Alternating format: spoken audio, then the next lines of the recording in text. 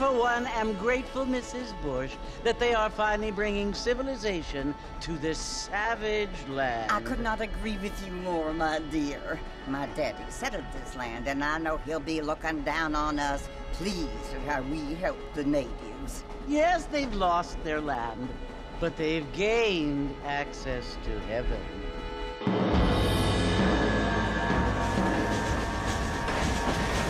But Father, do you mean unless an innocent receives communion, they're destined to go to hell?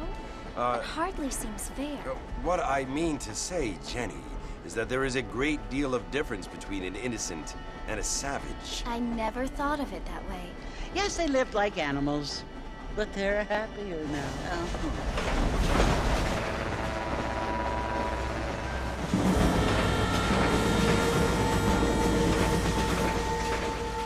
Not only do people now have motor cars, Father, but I heard that pretty soon we will be able to fly. No, only angels can fly, Jenny. No, apparently people can fly. Didn't you hear? Out in Kansas, a man even got a car to fly. I hardly think so, Jenny.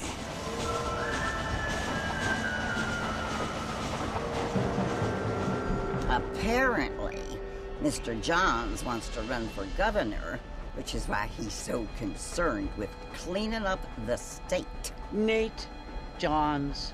Yes. His family is nothing but hillbilly trash that came here after the war. I don't want to be judgmental, but this state should not be ruled by such a disgusting family.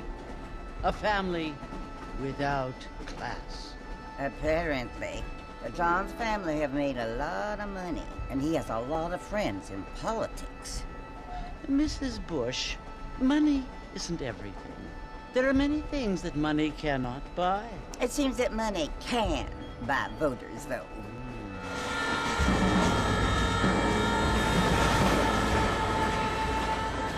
What you must remember, my dear, is that we have been brought here to spread the word.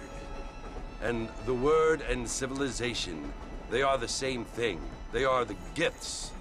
It is the opportunity we have, the chance to live among people who are decent and who do not kill each other, and who let you worship in peace. It's so confusing, Father. Sometimes I find it impossible to make the distinction between a loving act and a hateful one. I mean, they often seem to be the same thing. Yes, Jenny, it is confusing. But you only have to ask me if you need help. Indeed. Well, here we are, Mrs. Bush. Armadillo.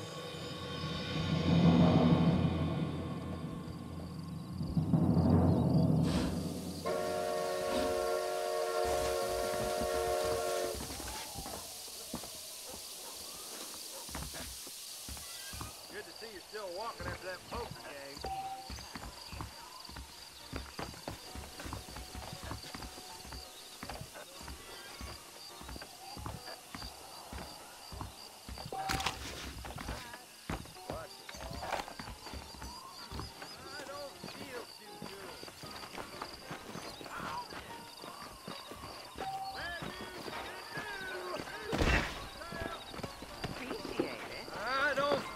Too good.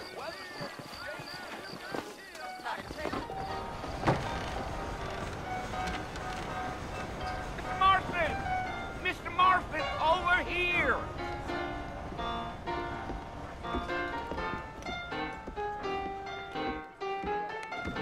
You must be John Marston. Sometimes. I'm Jake.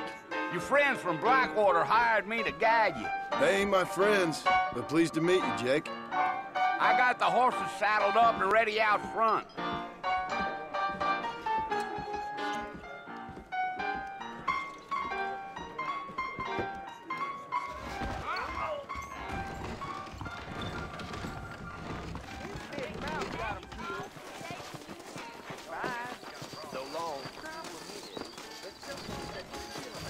You ain't gonna find sturdier horses than these in all of New Orleans. Easy on the spurs now. We don't need to draw undue attention. Yeah.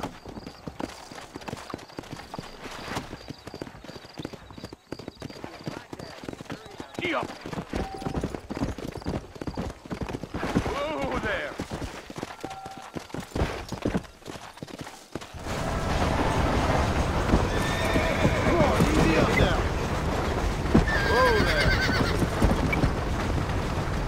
So it's Fort Mercy you want to visit? That's right. Ain't taking nobody up to the fort in a long time. Strange place for a decent fella to want to visit, if you don't mind me saying. Who said I was a decent fella?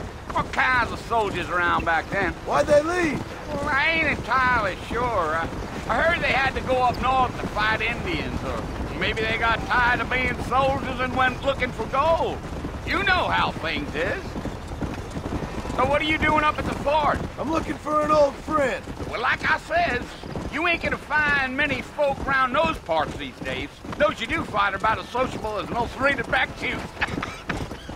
I mean, I ain't one to judge a man by the company he keeps, but... Well, he ain't been friends for a long time. Yeah.